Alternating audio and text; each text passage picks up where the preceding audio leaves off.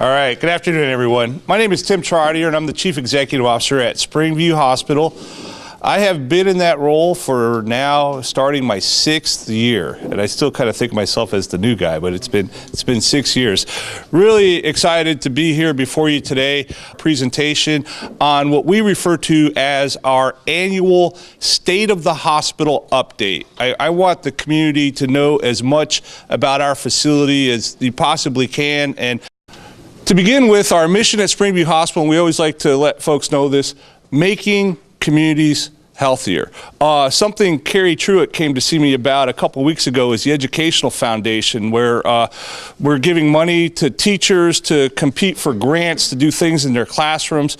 I think we were the first to say, hey, we'd like to put a little condition on the money that we're contributing to this, and our condition is a project that will make the community healthier. So I'm hopeful that's something that we'll still see, and I'm excited to see what that will be.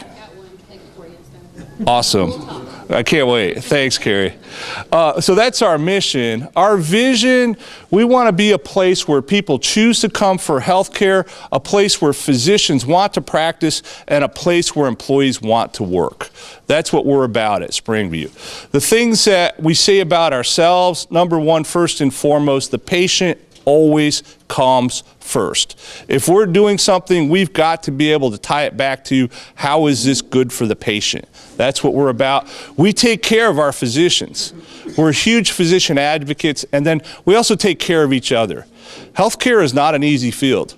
People come to us not because they want to go to the hospital that day, but because they're not at their best. And so we have to take care of each other to make sure we're doing our best to take care of our patients. So that's what we're about. You're going to hear from some folks today. These are the folks you're going to hear from. One of the things that we do as an organization is we use stories as a mechanism to get our messages across. Our parent organization has an affiliation with Duke University. Duke is kind of our academic think tank for how we do things that work well to drive quality, safety, and satisfaction in our care delivery model. And what Duke has found through their evidence-based approach is that patient stories tend to connect better with folks. They remember it more easily than any other type of information that we could share with you. So these folks today are going to share with you each a patient story that they feel best exemplifies what they do. So with that, let's begin with Dr. James Smith. James is a general surgeon.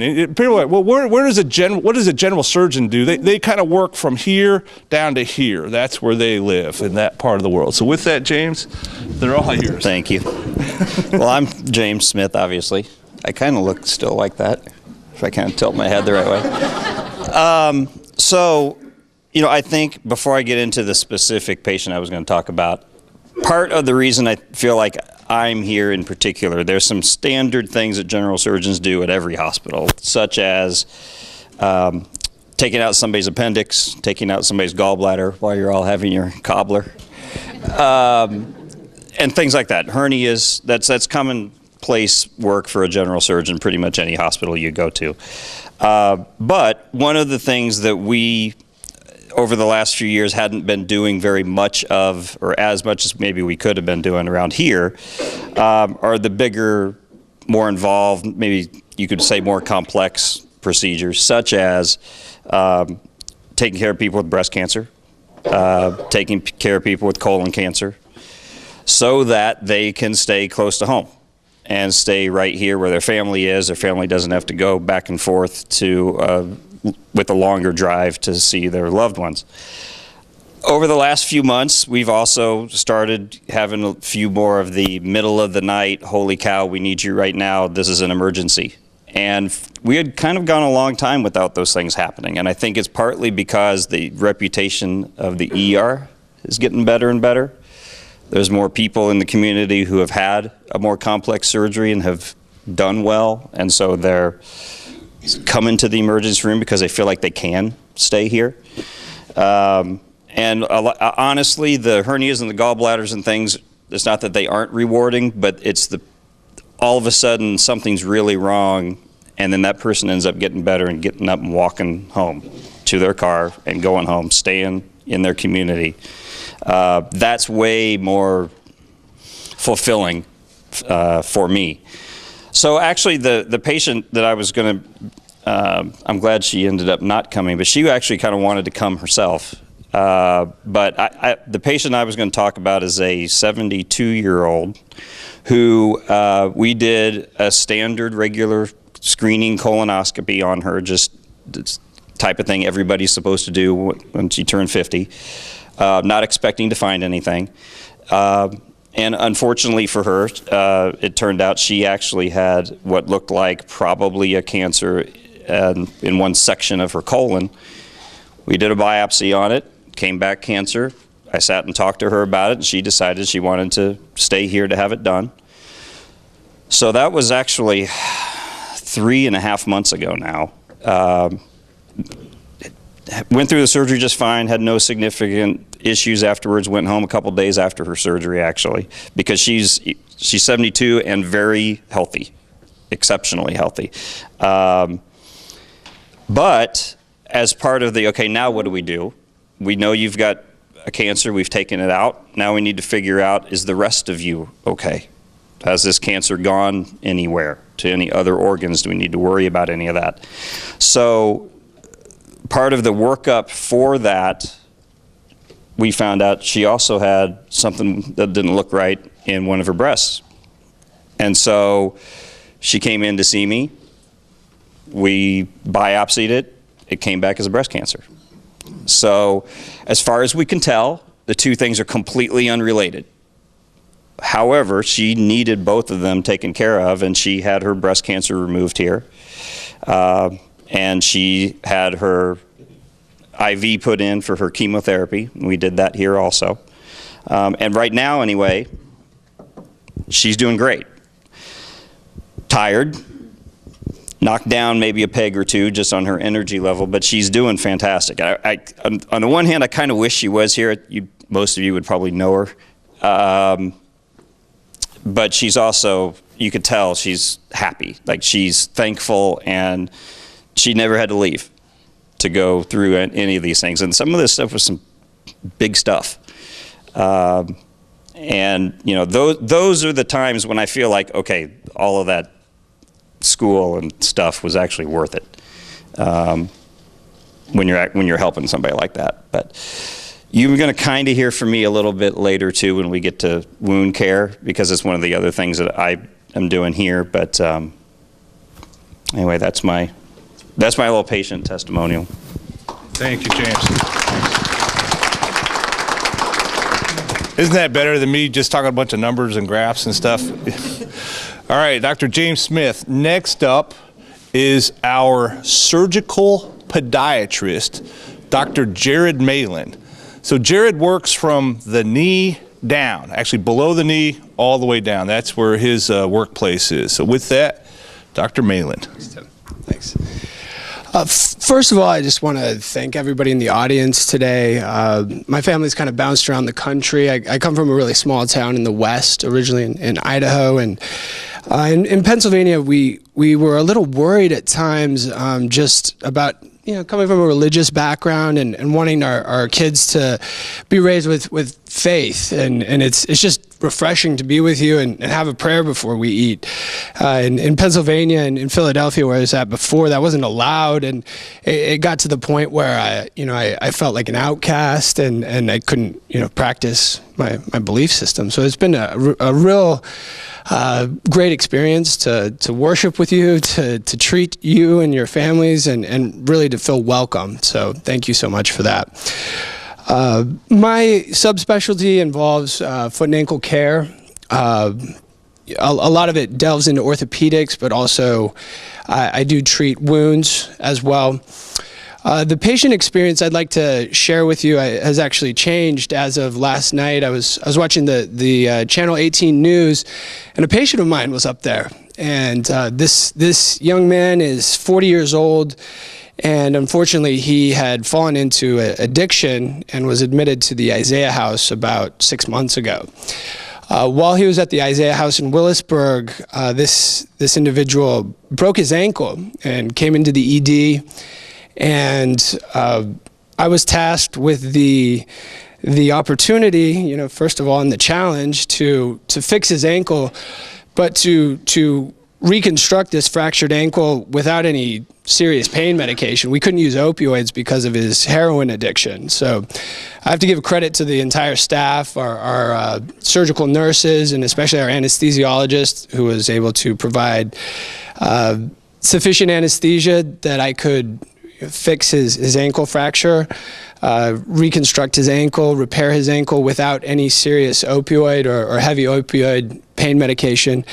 And the reason why he was on the news was not for a bad thing. It was not for his previous addiction. The happy ending to this story, as of last night, is he graduated from the Isaiah House. And sorry to get emotional. I care about my patients so much. This is, my passion. And to see him on there, I was really proud, not necessarily, in myself, but just that this young man is able to work now. He's got a job at a horse farm in Woodford County. He's productive. God willing, he'll continue on this path of sobriety. But we were able to fix his ankle. He's walking, he's riding horses, he's active, he's doing everything he needs to do to stay sober. So I think that's one of the most feel-good stories that I've been a part of and been fortunate to care for. And again, it's a team effort, from administration all the way down to be able to provide that care.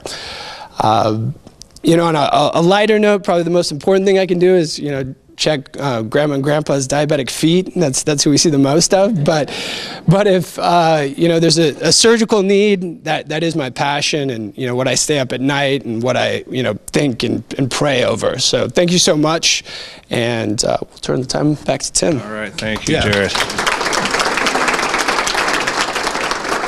Among Jared's prestigious training, and this is for the Chamber Board, he is a graduate of the Chamber leadership class. So I'll let you know that.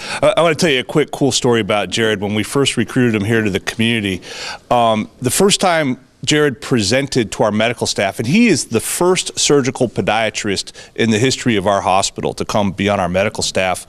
He presented a case of a young kid. He did a foot repair on this child who had broken his foot on a skateboard accident. And the kid, I've never seen this before. I've been a hospital CEO for 20 years. I've never seen this. The kid had his GoPro set up to film his trick he was going to do on his skateboard. So we had footage of this kid wrecking himself, pre-injury, injury occurring, and post-injury, which was really kind of unique. And then all the x-rays and all the other good stuff you get with the repair. So yeah, very fortunate to have Jared here. Next up, okay, when your child says to you, what should I be when I grow up? This is something that you really ought to consider. This is Cecile Domingo Jones. Cecile is a recreational therapist. Now, what does that do? They just sit around and play games all day with people is what you might think. But Cecile is staffed in our behavioral health unit. And she's going to tell you a lot more about what she does and why it's good to have a recreational therapist up there. So, Cecile, they're all yours. Thank you. Yes, I can actually. I'll give my quick spiel if you allow me to get on my soapbox quickly. If anyone has not worked with a recreational therapist before, recreational therapy has been around just as long as PT, OT, and speech therapists. Essentially, with all respect, I love my fellow therapists, but with physical therapy, gross motor skills, occupational therapy, fine motor skills, speech, obviously speech and language. For recreational therapists, our therapeutic in are our patients' recreation and leisure. So, for example, I may have a patient who used to canoe. It may be I used to work with military population, and he would tell me, it's been a long time, I have a lot on my mind, I don't want to talk about it. I'm like, well, let's go canoe. Let's go climb a climbing tower. Let's go hike. Let's go fish. And in that process, it may not be the first day, it may not be the second, but in that process, we're starting to share what's been going on. sharing a little bit of what's causing maybe that PTSD. I've worked with a lot of folks, physical, cognitive disabilities, chronic illness, the whole range. I think my youngest was a 2-year-old, my oldest was 103. So I've had the pleasure of working with a wide range. So now with our team, so I serve, like Tim said, as a recreational therapist on our behavioral health unit. I've had the privilege of being with our team since the unit opened. So I've had the opportunity to work with a wide range of patients. The patient story that I want to share with you today is one of our gentlemen. He was in his 80s. He came to us from an assisted living facility. He was experiencing severe depression. So how that manifested in him is he had frequent tearful episodes. He was very hopeless and helpless, just an overwhelming sense of, I can't do anything about it. There's no way to solve this. His appetite severely decreased. His sleep was impaired. He really withdrew from social interaction. He really had, again, no drive to do anything in life.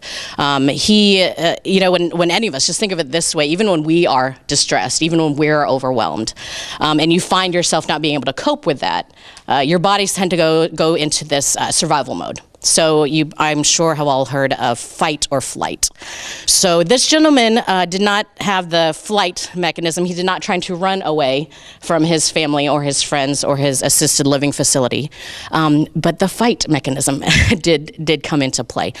He was agitated. That quickly escalated to physical and verbal aggression. And so thankfully that facility called us. And we were able to officially make him one of our patients. When he joined us, understandably, he was very resistant to care. He wanted nothing to do with us.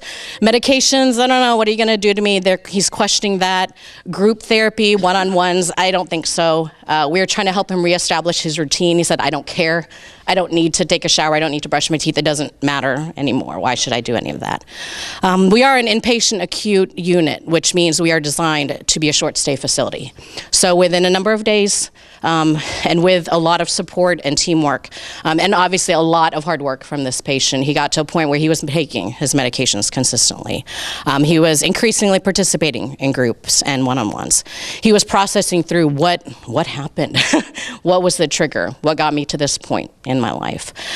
So on discharge day, thankfully I can successfully say that he returned his assisted living facility, no longer displaying any signs of aggression, verbal or physical. Appetite was back, sleep pattern was typical. He was wanting to actually make plans for the future. He was wanting to understand what happened before, what was that trigger, how can I avoid it for the future. In healthcare, we always talk about preventative. It's very much the same in behavioral health. How can I plan for that? If that happens again, what do I do? We helped him develop effective coping skills because we're human. We're going to get distressed. We're going to get overwhelmed again. That's okay. You're not alone. That happens very much so. Sometimes people are afraid to talk about, and that's okay, but we should start talking about it. So when he went home, it's one of those things you don't expect, you don't expect anything, but as he was leaving the unit, he looked at us and he said, thank you guys. And we just thought it was, oh, well, you're welcome, it's bittersweet, we'll miss you, good luck. And he said, no. I don't usually admit this, but you all really helped me. He was like, you made a difference. He goes, I really, truly feel much better. I feel more like myself. So it's one of those things that, again, you don't do it for the pat on the back. You don't do it for the accolades. And in particular, I share this story not for those reasons either. It's because it's important to note that we are making effective change in their lives. All they had to do was call. And when they made that phone call, we were able to help improve the overall health and well-being. And I do want to share today that anyone can call. I do know, again, behavioral health is something that folks may not be as familiar with. But if anyone that you care about, if you yourself are experiencing any symptoms that you feel like this is not me, anyone can call in a referral. It does not need to be a physician. It does not need to be a nurse. It can be the family member. It can be the friend. It can be the facility. It can be the person themselves that's in crisis, that's in distress. I believe I will share, if that's okay, I will share our number. We have a direct referral line. So again, if you or anyone that you care about may have a loss of appetite, decreased sleep, paranoia, delusions or depression, again, that overwhelming sense of hopelessness, if you have a concern that you might hurt yourself or you might want to hurt others, you can call 270-692-5218. Again, that's 270-692-5218. 692-5218. That will take you directly to our referral line, and we'll help you immediately. So, 24/7. yes. Yes, and it's a great segue. Oh, thank you. So let's introduce Yes. Amanda Knopp. Amanda, would you stand for us? Amanda is a registered nurse. She's a former nurse leader in the post-acute industry with nursing homes, and she is our patient liaison to the behavioral health unit. I'm going to ask for your help with this. The demand for this service is enormous, not just in our community, but in every community across the country. We need to do a better job of connecting the great things that we can do for folks on this unit with the people in need. We have a lot of capacity still that I know the need is out there. I just don't feel like it's being addressed. So Amanda has put, Amanda, why don't you tell us what you've got for them in the packet? In your folders, you have some information. Thank you so on much. several different areas of the hospital and the services we provide. There's a brochure about the behavioral health unit in the folder that has the phone number on there. You also have my business card on your front right-hand side that has my cell phone number on it. If you ever need to reach me, get in contact with me, or have a question, or want me to contact the facility, you can call my cell phone and I will go talk to them. I'll see, if they have a patient, I will call them and check on them, and then refer them on to our unit. So there's also information about the Wound Care Center, and Stephanie Spaulding, who has recently graduated as a nurse practitioner. Hey, you're stealing my thunder right now. keep going though. Yeah, keep. The Wound Care Center, there's some information about the hyperbaric chambers, which are fantastic in our unit. There's also information about the low-dose CT scans for anyone who smokes, has a history of smoking. There's information about what to do for a low-dose CT scan. It is picking up cancer, lung cancer, 20% sooner than a normal chest X-ray or sputum sample. And just to kind of qualify that, mammograms started becoming a routine procedure because they were picking up breast cancer 9% sooner. So this is picking up lung cancer 20% sooner. Most of you all probably know somebody who has lung cancer, and a lot of times you don't find lung cancer until it has metastasized to another area of the body and is causing symptoms from that. So this is huge in being able to find lung cancer sooner. And the criteria that will qualify for your insurance to pay for that on an annual basis even is on that flyer. So if you know somebody that smokes, somebody who loves smoke, they need to have that screening. And they can have it right here in our community. There's also childbirth classes for anyone who's pregnant. There's a flyer today in there. Also, Dr. Hutchinson, there's a flyer in there for her. And why don't we take that from there and have Heather Lampkin talk to you about Dr. Hutchinson. Heather is someone born and raised in Marion County, America. She's a Marion County High School graduate and got her bachelor's degree in economics from the University of Louisville. Thank you. And she's got arguably one of the hardest jobs in the hospital. She manages all of the physician practices in our community. Eric, would you agree with that? Yeah, so they're all yours, Heather. I would say it's also one of the most rewarding. I do not have a patient story for you today, but I'm proud to be a part of Springview where we have so many amazing patient stories. You've heard a couple of them today, but I get the opportunity to hear them every day. We have wonderful physicians and wonderful staff, and it is really a great place to receive your care and a great place to work. I wish Dr. Stephanie Hutchinson could be here today, but I will introduce her. She is our newest OBGYN. She has joined Dr. Ackerman, Dr. Reynolds, and Jennifer Sievert that you all know in our community. She is accepting patients in the practice now, and when you come to the hospital, you will see one of the three providers, Dr. Ackerman, Dr. Reynolds, or Dr. Hutchinson if you come in to deliver. Anybody having questions? You know, we're always so gender sensitive whenever we talk about anything. GYN is not a gender sensitive topic. You can say, we hired a woman for this and nobody gets offended. I think it's the only one that's out there. Would you guys agree with that? Yeah. Long search. I'd like to say we had a real deliberate, strategic effort to attract the female obstetrician to our community. It was sheer luck. We came across her and were able to bring her here. So she is a Kentucky person. She was in a practice in Western Kentucky, and we were able to attract her here. So real excited about getting Stephanie. All right. Next up, our newest nurse practitioner. It's interesting, among the nursing community, everybody has something they like. Our quality director told me when I interviewed her that she didn't like sick people.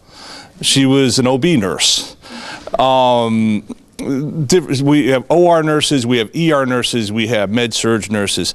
Stephanie's a very unique nurse. She is a wound care nurse, and in the wound realm, people either like them or they don't like them. There's no one in the middle. Stephanie likes them. Come on up, Steph. And Stephanie, too, I got to tell you, whenever we post something and Stephanie shares it on her Facebook page, the number of shares that see this is more than the average distribution of a community newspaper.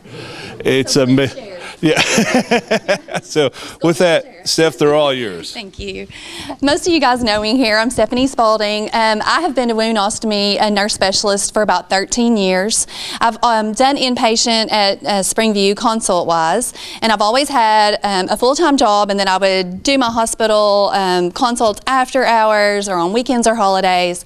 And Springview has been gracious enough to allow me to do wound care every day of my life, and I'm loving it, really. I was able to go on to get my nurse practitioner, family nurse practitioner, but I choose to stay in wound care. So I'll be staffing the wound care center pretty much 5 days a week. We have Dr. Smith and Dr. Malin who are there 2 days a week, but I'm also around doing inpatient and different things like that. So I'm around every day. They asked me to share a story, a patient success story, and I have so many, and actually I have two, but I'm going to be really quick because I feel like both of them are just something you need to hear.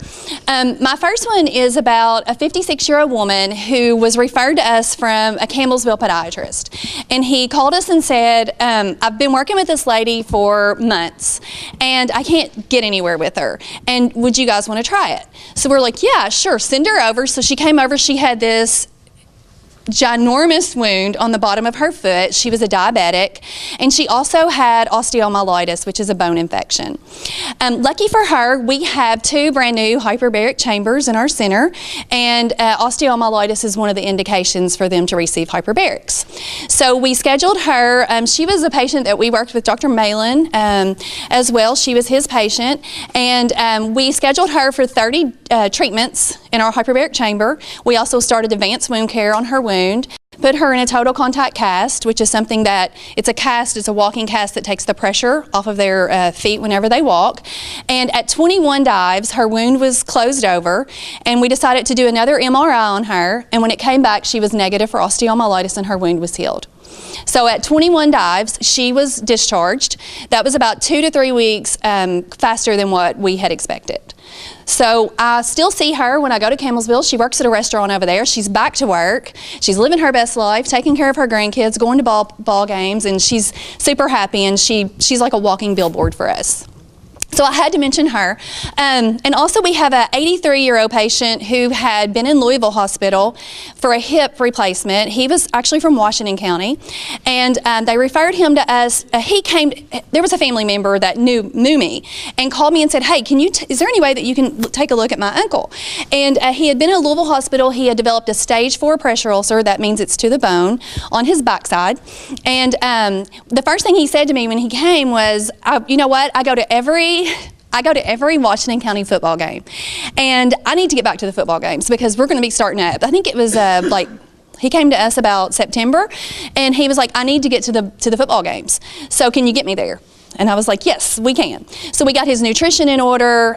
We got him on an offloading mattress, started him on advanced wound care, called in home health to assist, and I was at a basketball game 3 weeks ago, Marion, Washington County, and as I was leaving, someone was yelling my name from across the room, and I went over, and it was him, and it really almost makes me cry, and he just hugged me up and said, look, look where I'm at. I'm at this basketball game. So big success stories in our community. People are able to seek treatment right here at home, and they don't have to travel. And our philosophy at the Wound Care Center is basically like, I tell my staff, I want you to treat these people like you would want your grandpa treated. And that's what we do. So hopefully you'll never need us, but if you do, you'll get the best care available. Well done. Thank you. A+. Yeah, what a gem. I got to tell you, Stephanie was here in the community when I got here, and when you look at the number of pressure ulcers in this community, and I'm the data guy, right? So I look at all this stuff. We had an exceptionally low number of pressure ulcers. That's a direct result of Stephanie Spaulding and the continuity of care that she offers to patients, not just in the hospital, but in the nursing homes, through home health, and all the places that she touches. So it was a real natural fit to say, hey, Stephanie, let's take wound care to a whole new place. I want to show you a slide about our wound care program. Oh, by the way, this is Tom Lund breaking the wall. I want you to know that a wound was not incurred during this event by Tom, just in case you were wondering. This is the number of visits that we projected to see in our wound care clinic when we opened it in January of 18. The red line is what we said, okay, based on what we know in the community, this is what we should be seeing. The blue line is what we actually saw. So more than 2 times what we were expecting in terms of patient visits into that practice. And that's a direct result of Stephanie and the team, Drs. Malin, Dr. Smith, and the rapport that they quickly established with the referral base and the physicians in the region who said, hey, I have a patient who you can help. So really excited about that. All right, that was the fun part. Now I'm going to tell you a little bit about the hospital and just our standard State of the Hospital presentation in the next 7 minutes, because I committed to you we'd get you out of here by 1 o'clock, right?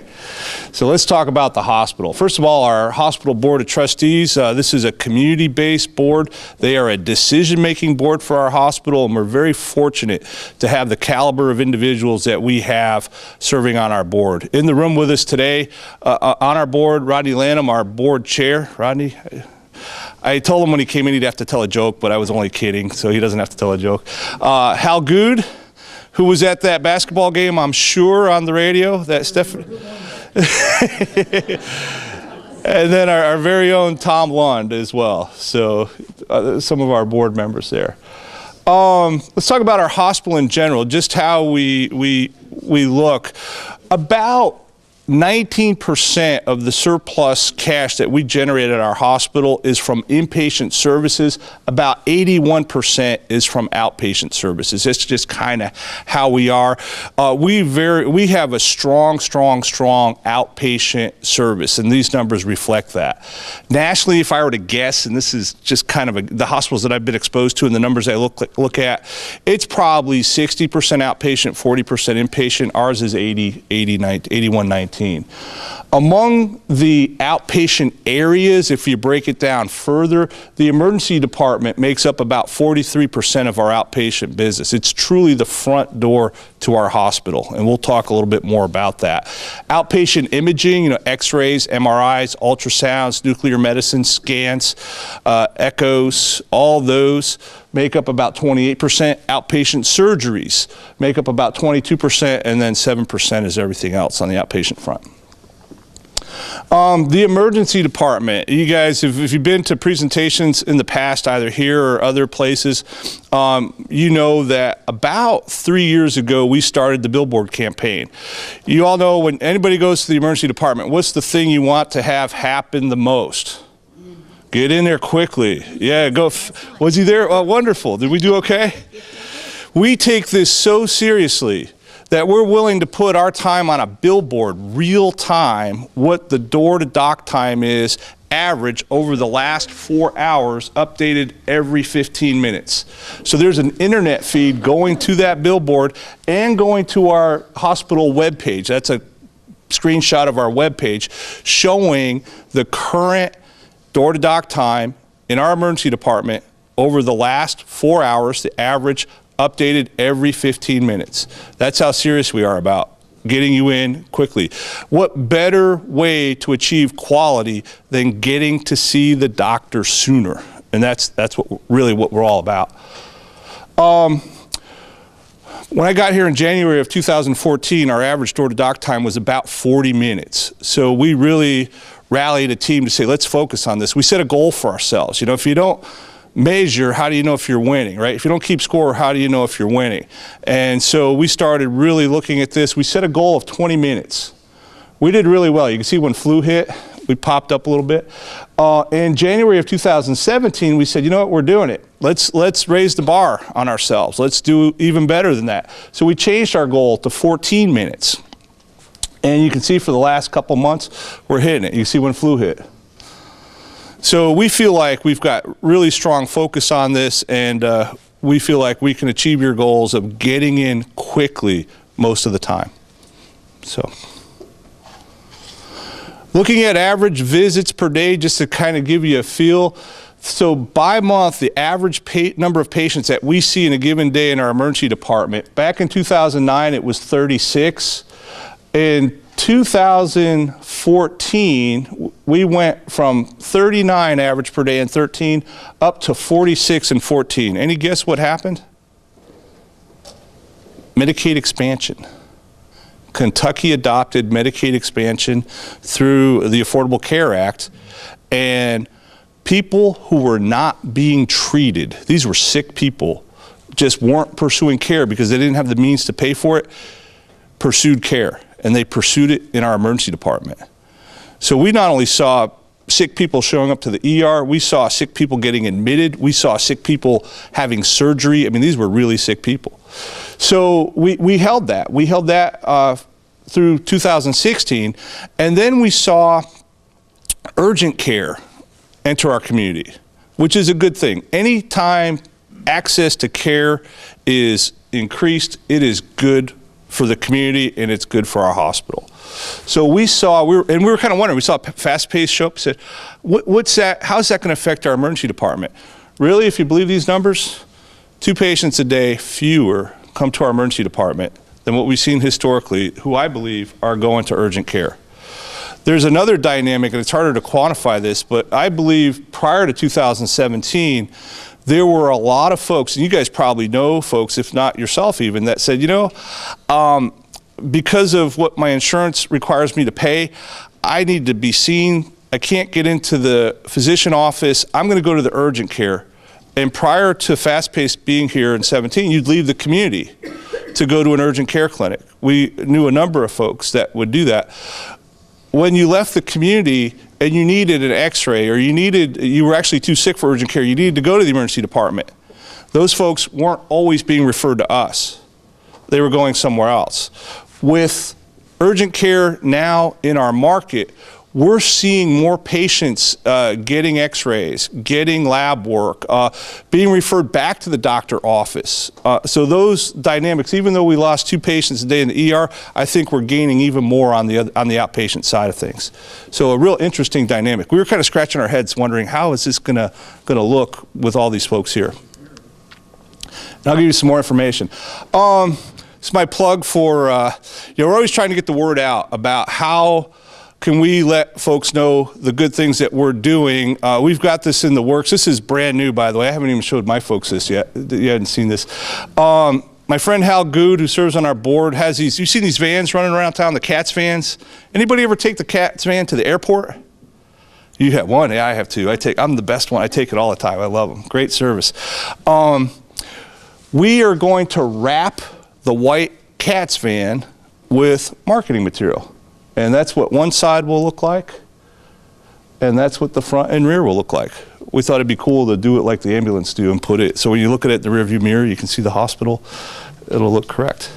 So really excited about that. Again, trying to get the word out about the emergency department that if you come to our ER, you'll get care and you'll get to see a physician very quickly. Just kind of give you a glimpse of what our inpatient volumes look like. This is from, I don't have the years up there. Anyhow, all the way through December, this is a stacked bar. This is the average daily census in our hospital. So the number of inpatients in our hospital, and the stacks are by color. Blue is acute, red is a swing bed, which is just not well enough to leave, not sick enough to be in the nursing home, so we call that a swing patient.